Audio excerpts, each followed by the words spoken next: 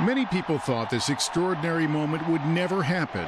An American, now the leader of the world's 1.4 billion Catholics for the first time. La pace sia con tutti voi.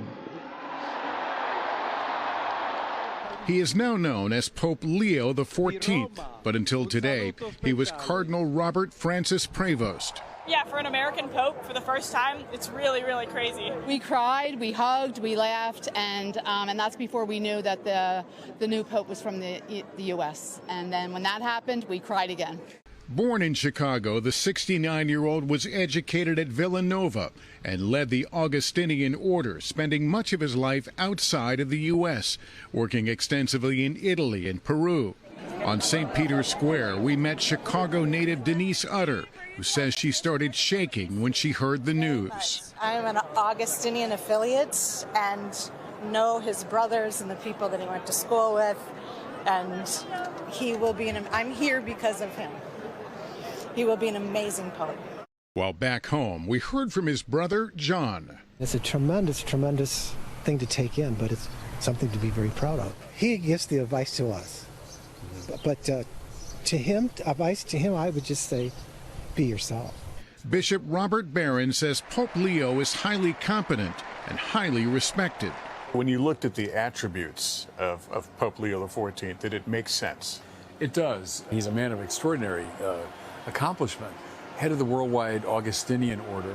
I know him as a very kind of quietly a competent person, not a flashy personality, but someone that you can just see has a lot of integrity.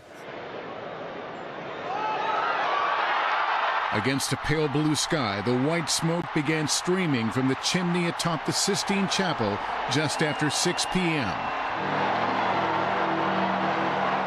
A deafening roar erupting from the crowd of tens of thousands.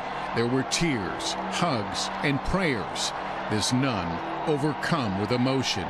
We were with these students from the University of Louisville when the smoke appeared. Oh, that's wonderful. We're here. We did it. This seems like something that's going to be very hard to top in your lives. Yeah. You feel that way? Yeah. Oh, most definitely. Yeah. You know, you'd say once in a lifetime experience. I think it's a once in a thousand lifetime experience to be a boy from Kentucky, to go to Rome, to see the faith. I'll never be able to top that. Around Rome, people dropped what they were doing and ran. 150,000 people filling the streets leading to St. Peter's Square. Anticipation building as the world waited to find out who was chosen as Pope.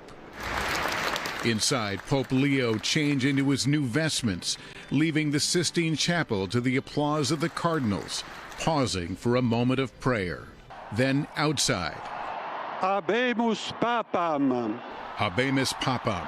We have a Pope. Pope Leo emerging onto the balcony, greeting the world as pontiff for the first time. Fluent in Italian and Spanish, he addressed the crowd in both,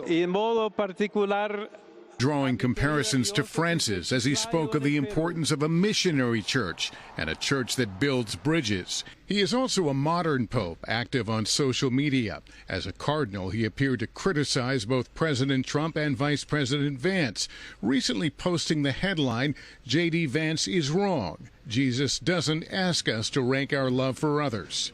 But tonight, the president praising the pick. What greater honor could there be? And we were a little bit surprised, but very happy. It was just a great, absolutely great honor. It took 2 days to elect Pope Leo, just like his two most recent predecessors. The question now, what kind of pope will he be? Thanks for watching. Stay updated about breaking news and top stories on the NBC News app or follow us on social media.